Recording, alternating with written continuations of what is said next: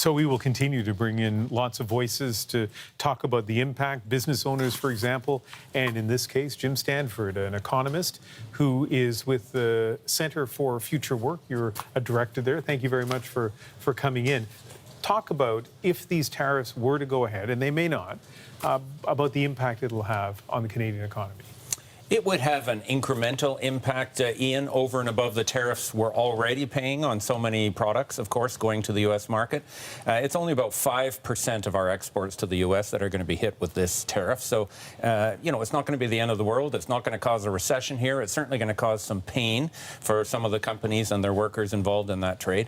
But compared to the uncertainty that we've been dealing with since Trump's inauguration, it's not going to be the end of the world. Yeah, although to be clear, I mean, you're talking about the big picture, right? This is big country and a big economy. But, we talked to individual sort of businesses like a beekeeper in Alberta yesterday.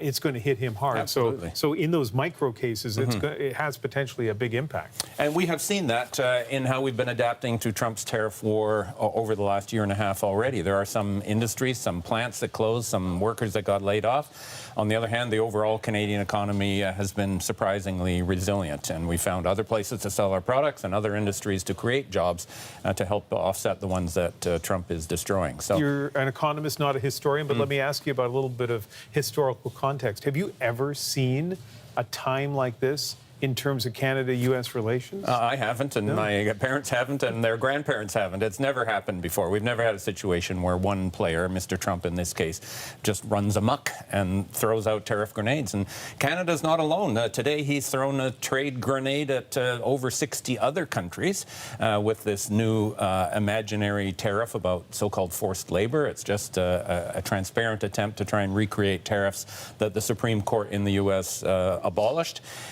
So if misery loves company, Ian, I guess we should feel a bit better in Canada. We're not alone in being affected by his craziness. Yeah, but we should make clear to the audience that even though when you see clips from some of his trade representatives and ambassadors who make it sound like these are thoughtful, analytical moves made by Donald Trump, you're shaking your head. They are not. No, not at all. The new things that he announced today for the 60 other countries are replacing those so-called Liberation Day tariffs that he first announced last April, and people just couldn't believe the arbitrariness and made-up numbers, literally, that went into those country-by-country tariffs, including, in that case, tariffs imposed on uninhabited Antarctic islands.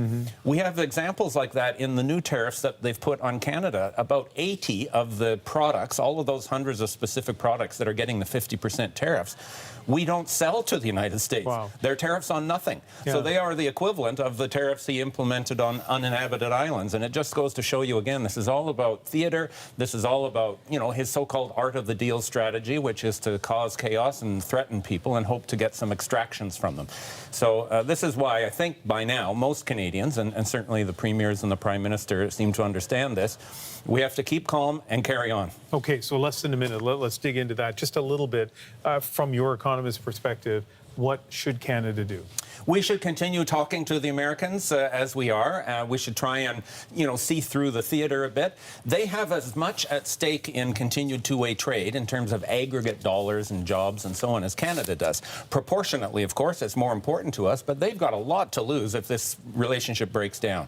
And I think working to negotiate something, keeping your cards close to your chest, we have to be ready to push back and retaliate, but we don't have to announce what we're going to do.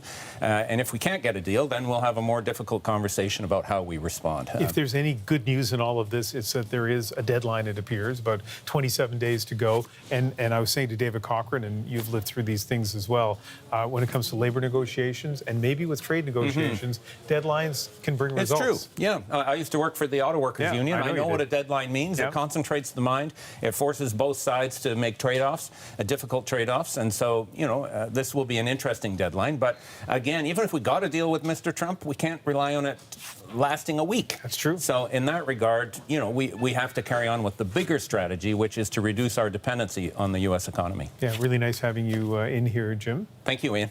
Jim Stanford, an economist and director at the Center for Future Work. Thank you.